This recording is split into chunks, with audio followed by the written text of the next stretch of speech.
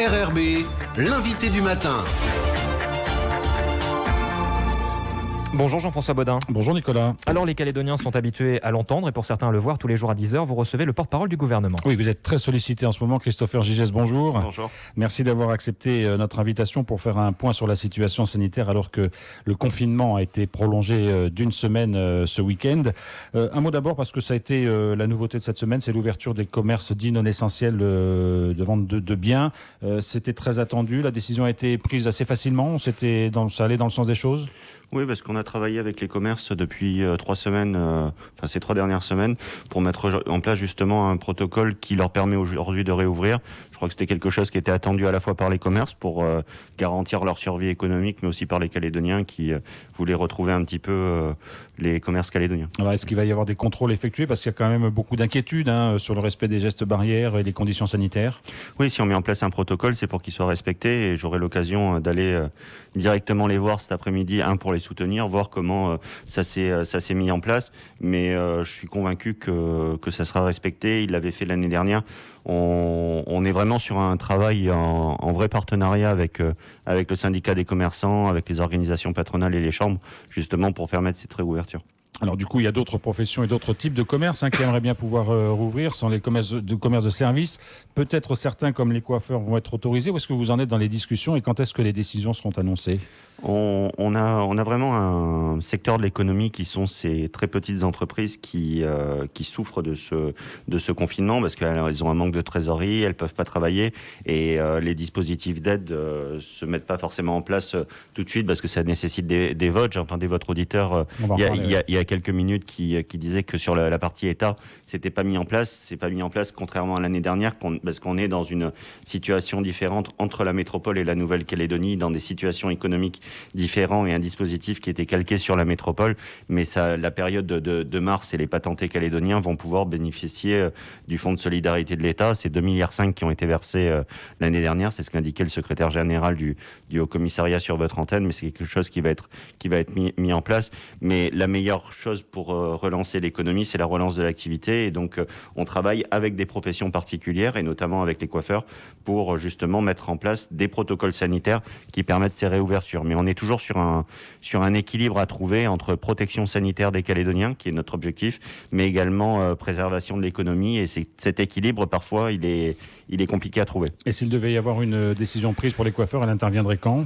Mon cabinet a vu les représentants des salons de coiffure et des coiffeurs au cours de la journée d'hier. Normalement, un protocole devra être établi aujourd'hui, présenté en collégialité, peut-être validé en collégialité ce soir, donc peut-être une réouverture mercredi ou jeudi si les membres du gouvernement et la direction opérationnelle valident ce dispositif. À l'heure actuelle, ce seraient les seuls commerces de services qui seraient autorisés à rouvrir ? Oui, pour le moment, oui. On va rencontrer aussi les esthéticiennes, les prothésistes angulaires, les restaurants, les salles de sport, pour travailler avec eux sur des protocoles de réouverture. Mais ça sera, à mon sens, plus pour la semaine prochaine. Alors, il y a d'autres professions ou d'autres types de populations qui frappent à la porte du gouvernement et qui ont l'impression d'être oubliés. C'est les artistes et l'événementiel en disant on ne peut pas travailler, il se passe rien pour nous. Est-ce que vous entendez leurs cris de détresse ? Est-ce qu'il y a des choses qui sont prévues pour le monde artistique ? Déjà, ils peuvent bénéficier des aides qui vont être mises en place sur le fonds de solidarité de l'État. La province Sud vote ces aides au cours d'une assemblée de province demain. Donc, il y a différents dispositifs, aussi les reports de charges ou les exonérations pour certains secteurs de la part du gouvernement. Mais c'est vrai que c'est des secteurs qui sont très durement touchés par cette crise, notamment le secteur de l'événementiel que j'aurai l'occasion de recevoir demain, où il y a des concerts qui ne s'organisent pas, et ça dure depuis maintenant 1 an, c'est-à-dire que c'est pas quelque chose qui est dû au confinement, au dernier confinement, c'est des secteurs qui sont vraiment durablement impactés, et donc du coup on essaye de les accompagner au mieux. Alors Christopher Gigès, il y a un autre point qui fait beaucoup réagir et qui interroge, c'est ce qu'a dit Thierry Santa samedi dernier, lorsqu'il a annoncé le prolongement du confinement sur la vaccination, en disant qu'elle pourrait devenir, en tout cas le gouvernement réfléchissait à rendre la vaccination obligatoire pour les personnels qui sont au contact des voyageurs, notamment sur les plateformes aéroportuaires ou dans les hôtels. Quelle est la stratégie, où en est la réflexion et quels sont les moyens juridiques dont dispose le gouvernement pour rendre éventuellement cette vaccination obligatoire ? Déjà, il y a plusieurs aspects. C'est-à-dire que j'entends le débat sur la question de la vaccination obligatoire ou non. Je vous confirme une chose, c'est que le gouvernement de la Nouvelle-Calédonie n'a pas la volonté de mettre une vaccination obligatoire pour toute la population, très clairement. Chacun est libre de son choix. Par contre, on souhaite renforcer là où il peut y avoir introduction du virus. Et on a vu sur le cas local positif qui a été détecté la semaine dernière, qui était un agent de la plateforme aéroportuaire de Tontouta, donc qui est en contact avec des personnes qui sont potentiellement porteurs. Il y a une réflexion sur ces personnes-là, comme il y a en métropole ou même en Nouvelle-Calédonie, des obligations de vaccination pour un certain nombre de professions. Sur l'hépatite, pour le personnel soignant, le Code de la santé publique prévoit justement cette obligation de vaccination. Aussi pour des services funéraires, pour des services de crèche. Il y a plein de vaccins qui sont aujourd'hui obligatoires pour exercer une profession. Donc c'est normal aujourd'hui de se poser au moins la question de savoir, pour protéger les Calédoniens, est-ce qu'on doit vacciner de manière obligatoire des personnes qui sont à risque avec des personnes à risque. Voilà. Alors une fois qu'on s'est posé la question, comment est menée la réflexion, par qui et selon quels critères ? On a eu l'occasion de l'évoquer hier avec les différents représentants des collectivités, du CESE, du Sénat coutumier, des provinces, du Congrès, pour savoir justement l'avis qui était partagé sur ce point-là. Aujourd'hui, on sent qu'il y a une volonté d'aller vers cette obligation, sur cette vaccination obligatoire pour les personnels à risque. C'est quelque chose qui va être encore étudié aujourd'hui sur la possibilité juridique de le faire en séance du gouvernement ce matin, sur une consultation des membres du gouvernement. Et c'est quand on aura tous ces éléments qui seront fournis notamment aussi par la direction des affaires sanitaires que nous prendrons notre décision certainement la semaine prochaine. Ce sera un arrêté, ce sera un vote au Congrès ? Ce sera certainement un vote au Congrès. Ensuite, est-ce que c'est sur une loi de pays ou une délibération ? C'est justement ça qu'on doit voir aujourd'hui, si on décide d'aller en ce sens. Puisqu'on est sur les questions sanitaires, on a des auditeurs qui sont interrogés, notamment ce matin encore, dont vous avez un avis, sur une possibilité de faire un dépistage beaucoup plus massif que ce qu'il existe actuellement. Aujourd'hui, on sait que les services sanitaires vont sur cible, entre guillemets, pour les dépistages. Est-ce qu'on pourrait aboutir à un dépistage massif de la population ? Oui, là, on était vraiment sur une priorisation des voyageurs liés à Wallis-et-Futuna ou liés aux voyageurs du vol du 5 mars, où il y avait eu de nombreux cas. Maintenant que les investigations sont quasiment terminé sur tout ça, on est aujourd'hui dans une phase de dépistage plus large de la population, avec un travail qui va être important avec les médecins généralistes pour cibler justement bien les symptômes liés au Covid. C'était déjà le cas, mais ça va être renforcé. Et on réactive notre réseau Sentinelle sur l'ensemble de la Nouvelle-Calédonie, justement, qui permettra d'identifier les symptômes liés à la Covid et donc qu'on ait des phases de test un peu plus approfondies. Est-ce que la stratégie de dépistage va de pair avec la stratégie de vaccination et son développement ? Oui, tout à fait. C'est-à-dire que le dépistage permet de voir si le virus ne circule pas et donc permet d'isoler les gens et donc de casser une chaîne de transmission en sortant des personnes contaminées. Et la vaccination, ça permet justement de casser aussi cette chaîne de transmission en vaccinant le plus de gens possible. Et je salue le travail qui est fait avec l'État pour qu'on puisse bénéficier de doses. On aura eu 61 000 doses au 16 avril. C'est quand même une campagne qui s'est fortement accélérée. On a eu un petit creux fin mars, où finalement fin mars on a atteint les objectifs de début avril, donc on a dû se réajuster, mais on a un travail qui est fait notamment avec les provinces qui est assez formidable sur le terrain pour augmenter cette campagne de vaccination. Ce qui veut dire que les personnes qu'on a appelées au téléphone pour leur dire votre rendez-vous est annulé pour la première vaccination, on va les recontacter bientôt pour leur dire pour reprendre un nouveau rendez-vous ? Oui, il y en a certains qui ont déjà même un nouveau rendez-vous, c'est-à-dire qu'on a reçu nos 9360 doses vendredi, ce qui a permis de recaler un certain nombre de rendez-vous. Je comprends la frustration de ces personnes qui ont attendu longtemps pour avoir un rendez-vous pour certaines, qui ont appelé longtemps au téléphone pour avoir quelqu'un au bout du fil, et on a essayé d'améliorer. C'est réglé cette affaire ? Oui, ça s'améliore. 05 0033.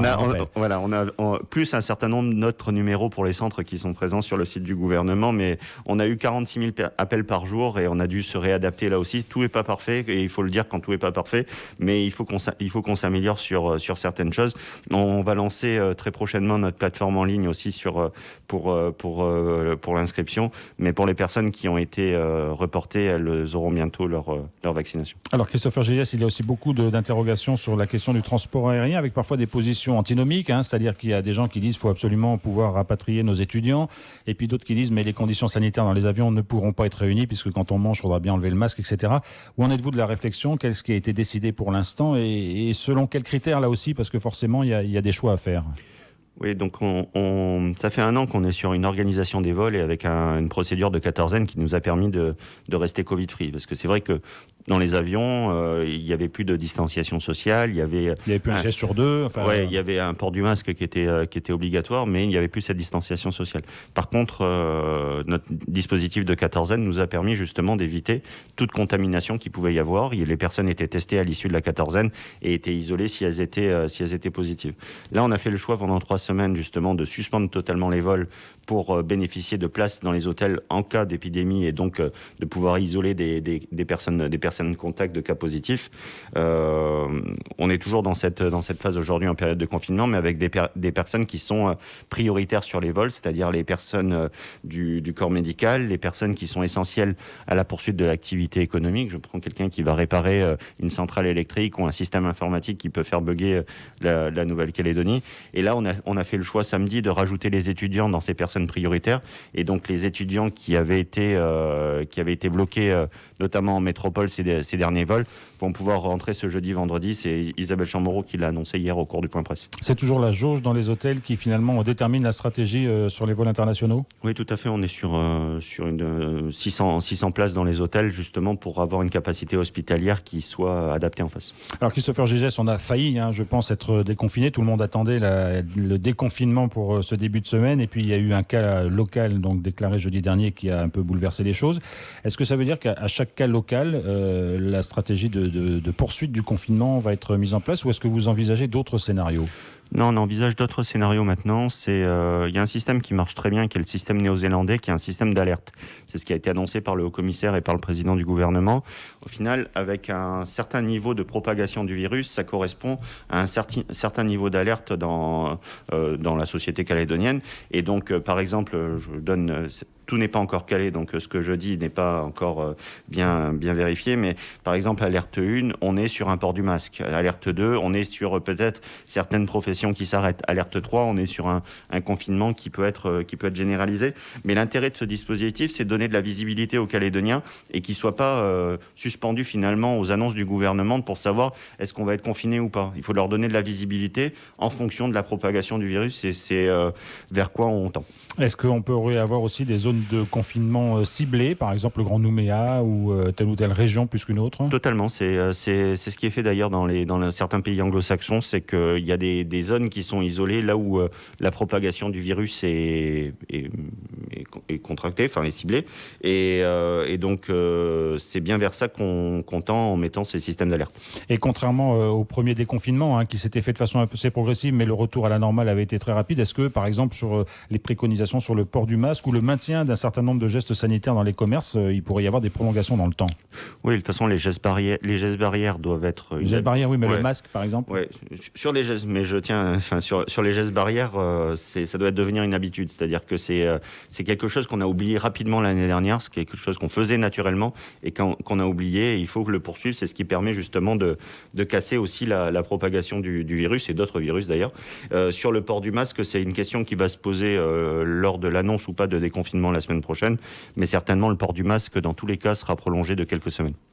Quand est-ce que sera annoncé, s'il n'y a pas d'autres cas qui se profilent d'ici là, la suite pour la semaine prochaine sera vendredi, samedi, dimanche? Ouais, certainement vendredi. Ensuite, avec toutes les réserves qu'on peut mettre, on l'a vu la semaine dernière, on a dû décaler à samedi parce que justement, on a eu l'introduction d'un cas positif, on a eu la détection d'un cas positif qui nous a obligés de décaler la conférence de presse à samedi pour voir justement le niveau de propagation et de tester les personnes contacts de ce cas positif. Donc, normalement, vendredi. Et toute dernière question, il faudra attendre 10h ce matin pour savoir la situation sanitaire d'hier, le nombre de tests et de cas. Oui.